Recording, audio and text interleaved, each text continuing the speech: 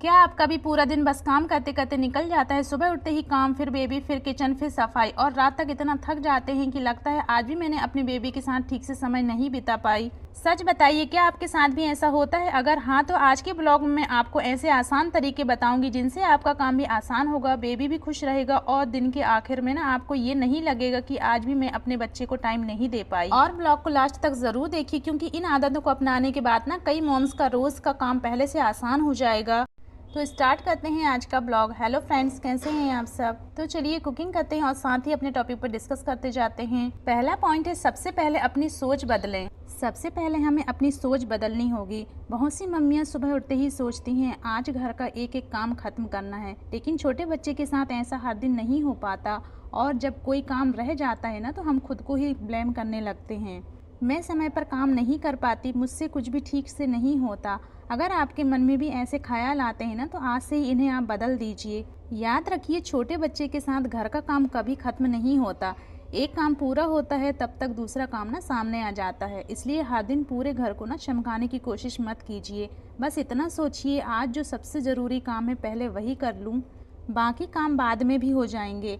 इससे आपका मन भी हल्का रहेगा और ना आपका बेबी के साथ भी बिना टेंशन के साथ आप समय बिता पाएंगे। और एक बात हमेशा याद रखिए, अच्छी माँ बनने का मतलब यह नहीं है कि घर हर समय ना चमकता रहे। अच्छी माँ वो है जो अपने बेबी का भी ध्यान रखे और खुद को भी ना बेवजह थकाए नहीं। यही छोटी सी सोच आपका पूरा दिन ना आसान बना सकती है। अब बात करते हैं दूसरे आसान तरीके की। सिर्फ 3 जरूरी काम चुनें। बहुत सी मम्मियां सुबह उठते ही ना सोचने लगती हैं खाना बनाना है, कपड़े भी धोने हैं, झाड़ू पोंछा भी करना है, बर्तन भी हैं और भी ना जाने कितने काम। इतने सारे काम एक साथ सोचकर ही ना मन घबरा जाता है। इसलिए एक आसान तरीका अपनाइए। सुबह उठते ही ना पूरे घर के कामों की लिस्ट मत सोचिए, बस खुद से पूछिए सबसे जरूरी काम कौन सा है, खाना बनाना, कपड़े धोना या आपके घर के हिसाब से ना जो भी सबसे जरूरी हो। पहले सिर्फ उन्हीं 3 कामों पर आप ना ध्यान दीजिए। जब ये पूरे हो जाएं तब अगर समय मिले ना तो बाकी काम भी आप कर लीजिए। और भी काम नहीं हो पाए तो ना आप खुद को ही दोष ना दें, क्योंकि छोटे बच्चे के साथ ना हर दिन एक जैसा नहीं होता।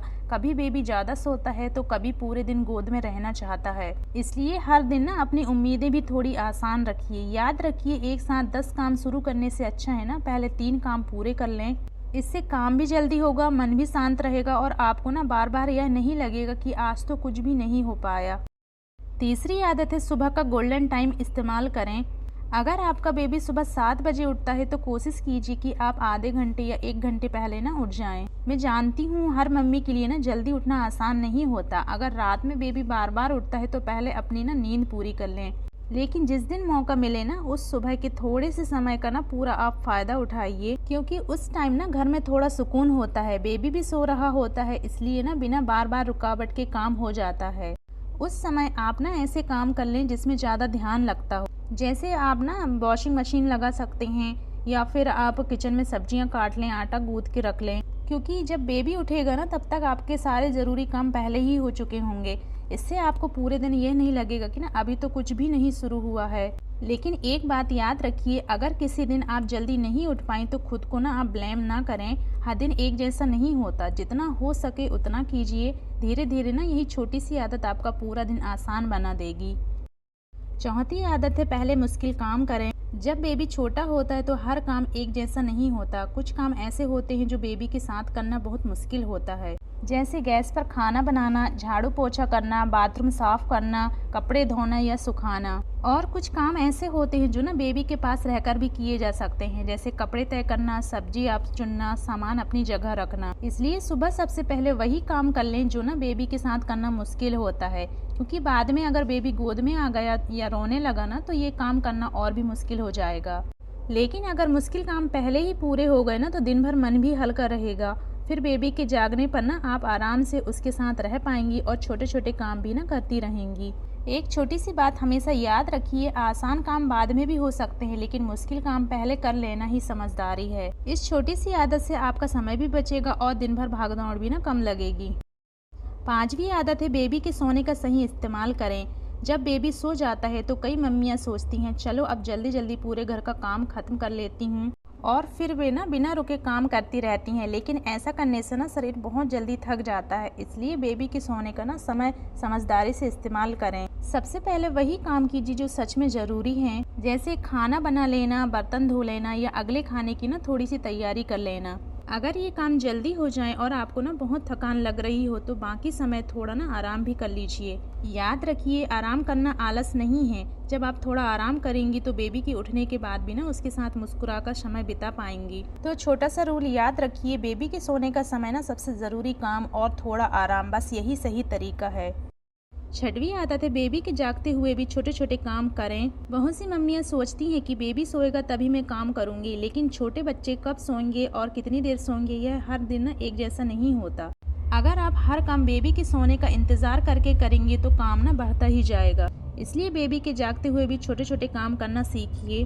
आप उसके पास रहते हुए ना छोटे छोटे काम करती रहें, जैसे कपड़े तय करना, खाने की तैयारी कर लेना। और काम करते करते ना अपनी बेबी से बात भी करते रहिए। उसे देखकर मुस्कुराइए, उसका नाम लेकर बातें कीजिए या फिर कुछ ना गुनगुनाते रहिए। याद रखिए, काम और बेबी के बीच ना बैलेंस बनाइए। धीरे धीरे यही आदत आपका पूरा दिन आसान बना देगी। सातवीं आदत है, एक साथ जुड़े काम करें, मल्टीटास्किंग करें।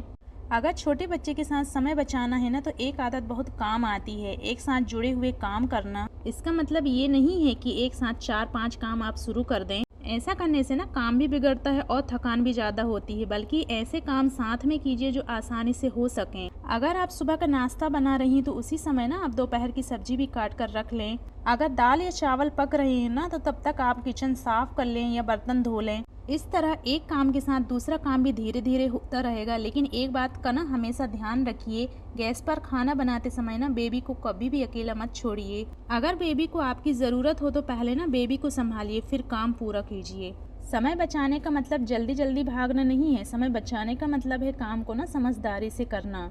जब आप एक एक काम सोच समझकर करेंगी ना तो बिना ज़्यादा थके भी दिन के कई काम पूरे हो जाएंगे और दिन के आखिर में आपको ये नहीं लगेगा कि पूरा दिन काम ही करती रह गई। आठवीं आदत है, रात में अगले दिन की थोड़ी तैयारी करके सोएं। अगर आपको सुबह उठते ही भागदौड़ शुरू हो जाती है तो इसका एक आसान सा हल है, रात में न सिर्फ 10-15 मिनट निकालकर अगले दिन की ना थोड़ी सी तैयारी कर लीजिए। आपको रात में घंटों काम करने की ज़रूरत नहीं है, बस छोटे छोटे काम कर लीजिए। जैसे कल सुबह क्या बनाना है ये पहले ही सोच लें। अगर हो सके तो सब्जी धोकर रख दीजिए या काट कर ना फ्रिज में रख दीजिए। बेबी के कपड़े, डायपर, बोतल या जो भी ज़रूरी सामान हो ना उसे आप एक जगह रख दीजिए।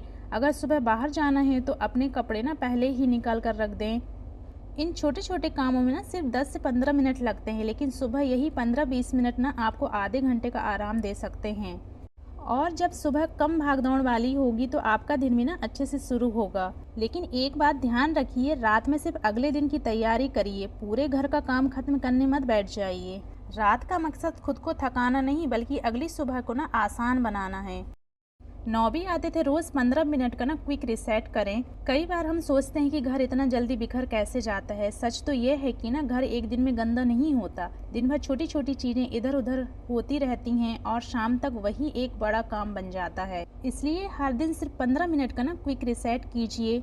इसका मतलब है दिन में आप एक समय तय कर लें, जैसे बेबी के सोने के बाद या रात को सोने से पहले। इन 15 मिनट में ना बस घर को थोड़ा सा ठीक कर दीजिए, जैसे सोफे पर पड़े कपड़े ना अपनी जगह रख दें, बेबी के खिलौने एक टोकरी में रख दें और जो किचन है ना किचन के प्लेटफॉर्म को आप पोंछ दें। बर्तन सिंक में पड़े हों तो उसे ना आप धो लें, जो सामान जहाँ का है उसे वहाँ रख दें। सिर्फ इतना काम कर लीजिए कि अगले दिन ना घर देखकर मन अच्छा लगे।